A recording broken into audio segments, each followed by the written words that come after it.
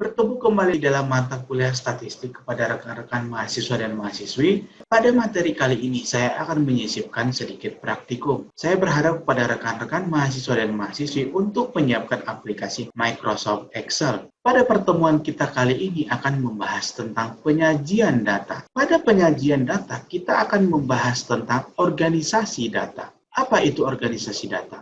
Organisasi data adalah pengelompokan suatu data untuk tujuan tertentu. Adapun tujuan dari organisasi data adalah yang pertama, meringkas data mentah untuk tujuan analisis statistika. Yang kedua, mengurangi masalah kompleksitas data dan menyajikan sifat-sifat data. Yang ketiga adalah memudahkan untuk perbandingan dan membuat kesimpulan tentang data. Yang keempat adalah menyediakan informasi tentang hubungan antar elemen di dalam sekelompok data. Yang kelima adalah memudahkan memisahkan elemen data dalam kelompok yang sama dan mengelompokkan berdasarkan kesamaan dan ketidaksamaan elemen tersebut. Dalam organisasi data ini kita menggunakan metode kuantitatif. Adapun penyajian data metode kuantitatif adalah dengan dua cara. Yang pertama, tabulasi dalam bentuk distribusi frekuensi. Yang kedua, dalam bentuk grafis. Kita sajikan dalam bentuk grafis sebagai berikut. Yang pertama, histogram. Yang kedua, bar chart. Yang ketiga, pie chart. Yang keempat, polygon.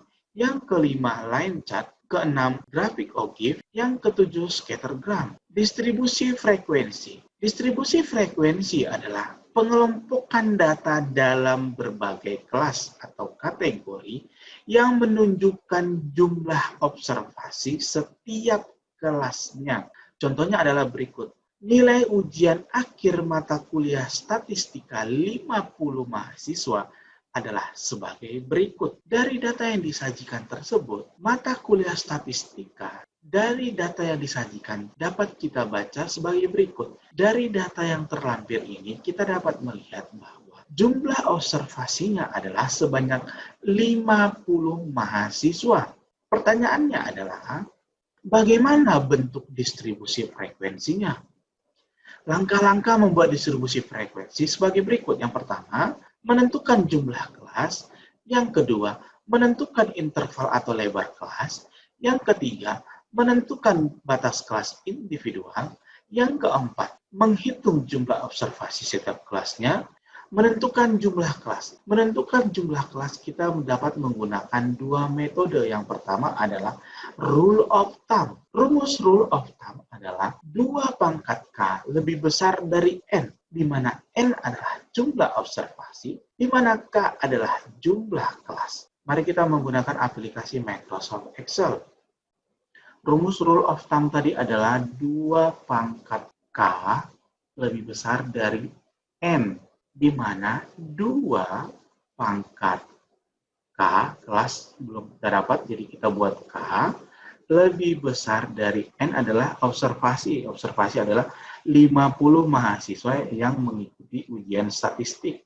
Jadi 50. Bagaimana cara menghitung K? Kita menggunakan logaritma. Kita kalikan dengan logaritma sehingga akhirnya adalah log 2 pangkat K lebih besar log 50. Cara mencari log 2 kita dengan menggunakan Microsoft Excel. Caranya adalah sama dengan log buka kurung 2 tutup kurung enter. Untuk log 50 sama dengan log buka kurung 50 tutup kurung enter. Kita masukkan ke rumus tadi. Log 2 tadi sudah dapat hasilnya 0,30103 pangkat K lebih besar dari 1,69897. K sama dengan 1,69897 dibagi 0,30103 sama dengan 5,64. Kita bulatkan ke atas menjadi 6. Sampai di sini, rekan-rekan mahasiswa sudah mengerti. Berdasarkan perhitungan kita tadi, jumlah kelasnya adalah 6. Maka kita masukkan ke rumus tadi. 2 pangkat 6 lebih besar dari N 50 tadi jumlah observasi. 2 pangkat 6 itu adalah 64. Apakah 64 lebih besar dari 50? Benar ya, 64 lebih besar dari 50.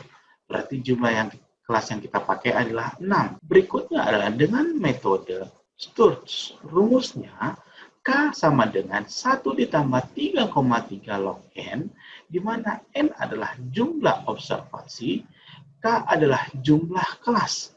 Mari kita masuk Microsoft Excel tadi. Kita masukkan rumusnya. K sama dengan 1 ditambah 3,3 log N. N-nya tadi adalah 50, berarti kita masukkan ke rumus. K sama dengan 1 ditambah 3,3 log 50. Tadi di atas log 50 sudah dapatkan 1,69897. Jadi kita masukkan K sama dengan 1 ditambah 3,3 kali 1,69, jadi tutup kurung supaya cara perhitungannya yang perkalian dulu. Hasilnya adalah 6,60. Jadi 6,60 ini harusnya kita bulatkan ke atas 7. Tapi karena kita tadi kombinasikan metode rule of thumb, hasilnya adalah 6, maka yang saya pakai adalah 6, tidak pembulatan ke atas 7.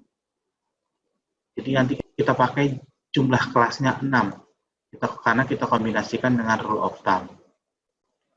Jadi hasilnya adalah 6,6066. Jadi saya pakai 6 kelas. Karena saya tadi kombinasikan dengan rule of thumb, hasilnya 6. Berikutnya adalah menentukan interval kelas. Rumusnya adalah I sama dengan H dikurangi L dibagi dengan K. Adapun I adalah interval kelas, H atau height adalah nilai tertinggi, L atau nilai terendah, K adalah jumlah kelas. Mari kita lihat dari data yang tadi, nilai tertingginya berapa, nilai terendahnya berapa. Dari 50 mahasiswa tadi, kita akan lihat nilai terendahnya itu ada di angka 40. Sementara nilai tertingginya adalah 99, di atas 99 tidak ada lagi ya. Yang ada tertinggi 99. Berarti tadi L-nya adalah 40, H-nya adalah 99. H itu high, L itu low. Jadi kita masukkan ke dalam rumus, I sama dengan 99 yang nilai tertinggi dikurangi nilai terendah 40 dibagi 6. 6 tadi jumlah kelas. Hasilnya 9,83, intervalnya adalah 10. Berikutnya menentukan batas kelas individual. Syaratnya punya batas kelas jelas agar tidak terjadi pengelompokan satu data di dalam dua kelas. Jadi tadi nilai terendahnya itu adalah 40, nilai tertingginya adalah 99. Nilai terendah 40 itu kita dapat intervalnya 10, berarti kita mulai dari 40, 41, 42, 43, 44, 45, 46, 47, 48, 49. Berarti 10 interval, benar ya 10 ya. Berarti 40 sampai 49, bukan 40 sampai 50. Karena nanti kelas yang kedua 50 sampai 60, berarti akan ada dua kelas yang digunakan nilai yang sama. Misalnya, interval kelas 40 sampai 49, 50 sampai 59 ini yang benar. Bukan 40 sampai 50, 50 dan 60. Jadi 50-nya ada di dua kelas. 50 di 40 sampai 50, 50 dan 50 sampai 60. Hasilnya, karena tadi ada 6 kelas, berarti kita kelompokkan menjadi 6 kelas. 40 sampai 49, 50 sampai 59, 60 sampai 69, 70 sampai 79, 80 sampai 89, 90 sampai 99, ada 6 kelas. Berikutnya, angka 40 tersebut adalah batas kelas bawah di kelas 40 sampai 59. 40-nya adalah batas kelas bawah atau lower class limit. 49-nya adalah upper class limit atau batas kelas atas. Berikutnya adalah menghitung jumlah observasi setiap kelasnya. Maksudnya adalah dengan pembagian 6 kelas tersebut, ada berapa orang yang mendapatkan nilai di masing-masing kelas tersebut. Di kelas 40 sampai 49 ada 3 orang yang mendapatkan nilai 40 sampai 49. Di kelas 50 sampai 59 ada 4 orang yang mendapatkan nilai 50 sampai 59. Di kelas 60 sampai 69 ada 8 orang. 70 sampai 79 ada 26 orang. 80 sampai 89 ada 6 orang. 90 sampai 99 ada 2 orang. Nilai range-nya adalah antara 40 sampai 49. Berikutnya 50 sampai 59, itu namanya nilai range. Berikutnya nilai terkonsentrasi pada interval kelas. Interval kelas 70 sampai 79 atau rata-rata nilai terletak di kelas ini. Karena jumlah mahasiswa yang mendapatkan nilai 70 sampai 79 sebanyak 26 orang ada di kelas tersebut. Maka dikatakan nilainya terkonsentrasi karena jumlah terbanyaknya ada di kelas 70 sampai 79. Berikutnya, ada 3 mahasiswa nilainya 49 atau kurang. 49 atau kurang dari 49, ada 3 orang. Dan sebanyak 2 orang mahasiswa nilainya sama atau lebih dari 90. Berikutnya, dengan melihat nilai konsentrasi data, seorang dosen bisa melihat berhasil tidaknya pengajaran statistika. Tadi yang di slide pertama, fungsi dari organisasi data adalah untuk melihat kesimpulan data yang diolah. Berarti dengan adanya data seperti ini, seorang dosen bisa melihat bahwa rata-rata mahasiswa masih mendapatkan nilai cukup, yaitu 70 sampai 79, karena mayoritas 26 orang 70 sampai 79. Jadi seorang dosen akan berusaha untuk meningkatkan kualitas dari mahasiswa tersebut.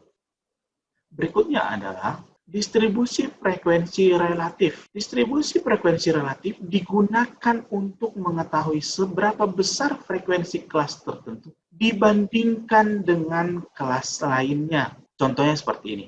Jadi, kita buat dalam bentuk tabel. Tadi ada 6 kelas, 1, 2, 3, 4, 5, 6. Dengan interval 40 sampai 49, ada 3 orang. Frekuensi relatifnya adalah, cara menghitungnya, 3 dibagi 50, hasilnya 0,06. Berikutnya 5 dibagi 50, hasilnya 0,1.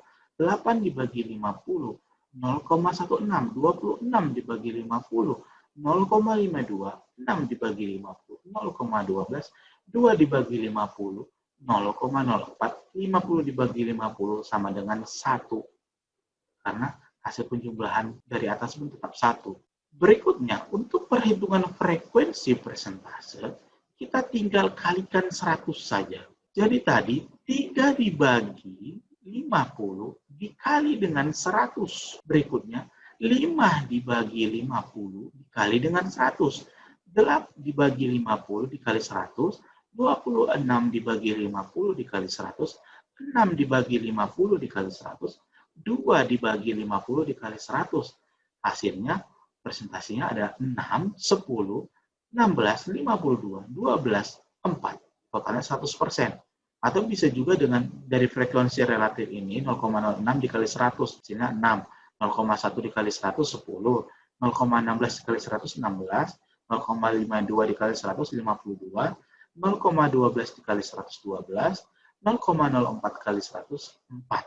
Sampai di sini paham ya?